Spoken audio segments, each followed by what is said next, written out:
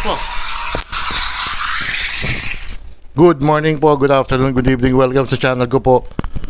This is Tito Noise Vlogs po. I hope nasa mabuti po kayong kalagayan mga kababayan ko.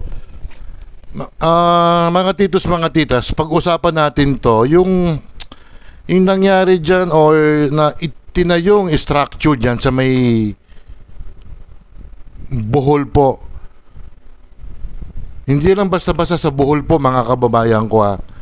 Tinayo po yung resort po sa heart ng Chocolate Hills mismo po mga kababayan ko. Ang tanong lang mga titos, mga titas,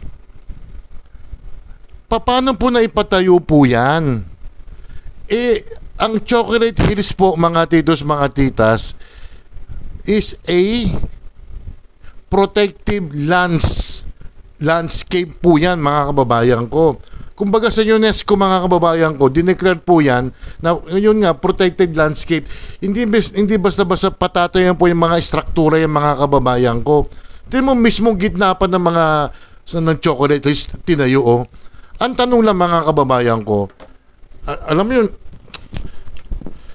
kung ako lang sikat na ako'y tatakbong pangulo, talagang mayayari ko yung mga na yan yung mga ibang mga government official na yan. Hindi naman pwede patayuan yan. Ang unang-unang gagawin, for example, magpapatayo ka ng dyan, unang-una, I don't know kung which comes first ha, barangay, mayor's permit, sa gobernador, and then ang last mismo is ECC, Environmental Compliance Certificate mga kababayan ko. Ay mabuti na lang po ang DENR, yung 2019 po, hindi po sila binigyan. Pero 2019 pa to pinatayo po mga kababayan ko. Bakit po, in the first place, nagkaroon na ng struktura dyan mga kababayan ko? Ang tanong po, bakit po nagkaroon nga? Anong dahilan? Your guess is good as mine mga kababayan ko. Siyempre, ang dahilan, kaya napatayuan yan na without the environmental permit, environmental compliance certificate, dahil dito siguro, ayan kita nyo yan? Dahil dito, napatayo yan, resort na yan mga kababayan ko, na dapat hindi pwedeng itayo dyan. Bakit binigyan ng permit ng barangay? O nabigyan ba ng permit ng mayor yan, ng gobernador? Yan na nga, ilan natitira sa bayan natin na magaganda ang lugar, mga landscape katulad ng Rice Terraces. Diyos ko, 8 wonders, kasama yan dati sa 8 wonders of the world. Mabuti na lang, hindi binaboy ang na yan, talagang inalagaan ng Rice Terraces. Saan ba yan? Sa may Banawe. Correct me if I'm wrong ha.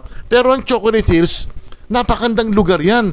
Talagang, kung naniniwala kayo sa mga kung naniniwala sa kung religious person kayo, talagang ginawa yun ng Diyos. Tingnan mo, talagang hurmang-hurmang yung mga hills dyan, at andyan yung mga mga kakao. Correct nyo kung tama yung mga may tanim dyan na kakao ha. Bakit nagkaroon nga dyan? Dahil sa pera. In the first place, mag-a-apply pa na ng papeles yung may-ari niyan. Ang pangalan ng resort is Captain's Peak. Mag-a-apply ng papeles, dapat deny kagad. Kasi protective landscape nga yan. Bakit binigyan? At bakit napatayuan niya ng mga resort? Dahil sa yung kanina pinakita ko, medyo maliit yun. Ito, hindi malaki. Dahil dito siguro dollar, mali. Dahil wala na ba akong dahil sa pera mga kababayan ko. 200. Diyos ko, kailan ba tayo talaga titino mga kababayan ko? Ang hindi pwede, pipilitin. Ang pwede, hindi naman nakakabwisit ng mga kababayan ko. Tapos sisihin nila. Panahon ni Duterte yan ngayon kung panahon ni Duterte. Bakit? Si Duterte, si Pangulong Duterte ba ang mayor ng Bohol o gobernador? Barangay Carmona yun nakita ko lang Ang may kasalanan dyan, yung nagbigay ng permit na tayuan ng resort yan. At mabuti na lang, kudos ka sa DENR, hindi binigyan ng ECC. Eh kung binigyan yan, nako, bababuhay ang lugar na yan. No? Napakagandang lugar na yan, mas hindi pa ako nakakapunta. Siyempre, nanonood ako ng mga YouTube dyan. Eh, may kamag-anak akong taga Bohol. Talagang maganda dyan, mga kababayan ko. Lalo na yung endangered mga tarsier. Tapos, lalagyan mo ng structure ng mga ganyang resort. Gitna pa. Panginoon ko. Eh, dapat may managot dyan, may makulong man lang, maski isang araw o isang buwan. Bibigyan mo ng permit, hindi man pipwede dyan. Tinamaan na magaling kayo. Tama yan, bakit ngayon lang na-check pa to? 2019 pa pala. O, 20, 21, 22, 23. Magdilimang taon na pala yan. Na nandyan yan. Eh, bawal nga mag-put up ng mga medyo malalaking mga struktura dyan eh. Maybe, siguro pwede, mga benches lang. A small cottage. Pero hindi malapit sa hills mismo. Eh, ito, gitnang-gitna, oh. Yung may bundok dito. Ito. Sa bandang ayan, ito. Bandang kaliwa, oh. Ayan, mga kakao yan, oh. Ayan, dito, sa kanan nyo. And ito, pinakamalaking hills na yan. Mga kakao yan. Tapos, patatayan ng resort. Dahil sa pera lang tayo dito, mga tinamaan kayo ng manggaling. Hindi ako galit. Nabibisit lang ako sa ibang mga opisyal natin. Hindi ginagamit ang utak. Pag protected landscape, hindi pwedeng tayuan nga kung anong klaseng struktura yan. Bawal. Tinamaan kayo ng magaling. Kung sino naman dating mayor dyan, o yung barangay captain dyan, o yung gobernador dyan, naku, dapat managot kayo. Ang hirap sa atin dito eh. Pasensya na po, hindi ko po alam kasi ang batas eh. Mayor ka, barangay captain ka, gobernador ka, hindi mo alam. You don't know the meaning of protected landscape? That's baloney. Shoutout muna tayo. Nakakainis yung mga ganyan. Iilan na lang mga ganyan natin. Tapos bababuhin nyo pa. Unang-una pa rin, papeles pa rin, dapat denied na eh. Eh, pinatayuan pa. Eh, dapat i-demolish yan.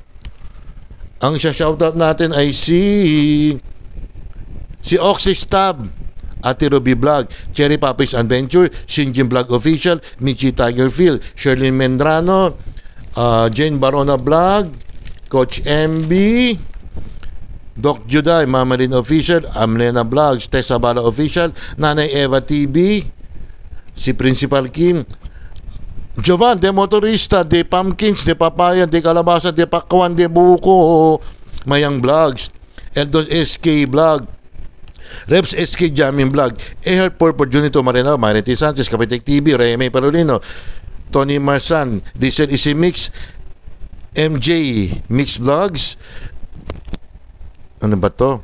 Angel Mix Vlogs and Kathleen, Chops de la Cruz, Mi Latina, May Bunso, Natasha Mix Vlogs, Arlene Hugs, Casablanca. Sino pa ba to? Si Mami ni Raj, Jessa Marie, 23 Vlogs, Baby Yashi, Eunice and Burgess Tandem, Malus TV, Food Trip Ranger Adventure TV, Guwapong Lalaksot, Jana Mix Vlogs, Benji Sanchez, si Opa, Angeline Longonson ng New Zealand, Dems Cake, Sweetie Cake Channel, Nuna Wonder PH, sino ba? Jurens Vlogs, Ella Kimo, Cindy Mini TV, Eris Neris Channel, Julia ng Saudi Arabia, Dala Ricard ng Israel, Evelyn Orasi, Evelyn Official, Simply Grace Inaanak, Ate Isabel, Tess Padolina, sino ba to? Nina Raresma Lorsano, Marites Coco, Kojos TV, Tita Marie, Angie of San Francisco, Ferdy Albino, Kapater Naga, Roswell Adventure, Family Flower Vlogs, Jovis Official Channel, Charles Lumawig, Abaw SKTV, Tita Pearl, Boss Anin, Girly Mercer and Casey, Banana, Baby Abby, Sarah Vlog, Learn, and JC is over, Glenn D. Anuel, at saka si Mother Earth and Beth Pirapil, Lilibeth Florendo, sino pa ba? Si Mami ng Super Mom ng Hong Kong, si Kapango Vlog, mga kababayan ko. Ang buod natin mga kababayan ko, nasabi ko na lahat eh. Pag mga ganyan mga kababayan ko, lalong-lalo sa mga malalayong probinsya sa Metro Manila. Ang Rizal okay lang yan. Parang malapit na sa Metro Manila nga eh. Yung mga Visayas na yan, mga Mindanao, kailangan talaga mga babayan, paigtingin mga babayan ko, yung mga protected landscape natin. Kailangan protektahan yan. Hindi basta-basta magbibigay ng permit dahil sa pera lang. Naitayo na yan eh. Di, ang gagastos yan sana yung may-ari. Huwag ang gobyerno. Gastos. Kami pa nagbabayad niyan. Ipademolish yan. Hindi pa pwedeng magpatuloy sa bagay. Suspended na yan eh. Stop operation ng mga kababayan ko eh. Tingnan mo, protected landscape, tapos patatayan ng mga resort na ganyan. Ay dahil sa pera. Dahil sa mukhang pera, ibang mga tao dyan. Mga nag-aral naman sila na bawal magtayo ng mga ganyan sa lugar na yan. Yun lang mga babayan ko. Don't forget to like and subscribe. Yung mic po. Hit the bell notification para ma-update kayo sa aking mga video. Pwede ba kayong mga government official kayo, mag-seminar naman kayo. Ginagastosan kayo ng taong bayan. Hirap na hirap na ng mga tao dahil sa mahal ng bilihin. Tapos ganyan pa magiging attitude nyo. Mga wala kayong alam. Ingat po. Salamat. Peace sa inyong lahat.